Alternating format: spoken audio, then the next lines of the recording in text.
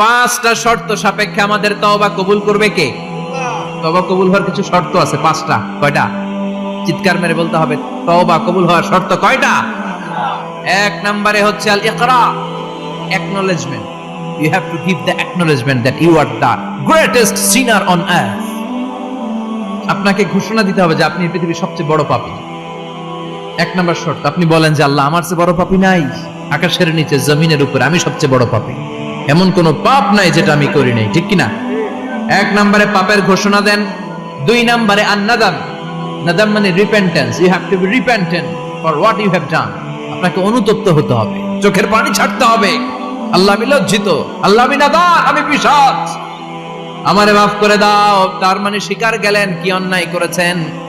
দুই নম্বরে আপনি অনুতপ্ত হলেন। তিন নম্বরে স্টপ, যেই পাপ করতেছিলেন ওটা থামান। Stop what you have done, যেটা করতেছিলেন আগে থামান। আপনি সুদ খাইছেন, অনুশোচনা আসলো, মাফও চাইতেছেন আবার সুদও খাইতেছেন, হবে? আপনি ঘুষ খেয়েছেন, তওবা শুরু করলেন, আবার ঘুষও খেয়ে যাচ্ছেন, হবে? থামেন, স্টপ। তিনটা গেল। চার number, to hate what you have done, ঘৃণা করতে হবে। যে পাপটা করেছেন মন থেকে, ওই পাপটাকে ঘৃণা করতে হবে। পাঁচ নাম্বার শর্ত হচ্ছে to determine that you never repeat this sin again in your life. আল্লাহর ওয়াদা দেন, কমিটমেন্ট দেন যে আল্লাহ আমার জীবনে পারতপক্ষে এই পাপ জীবনেও করব না। চিৎকার করে বলেন ঠিক কিনা?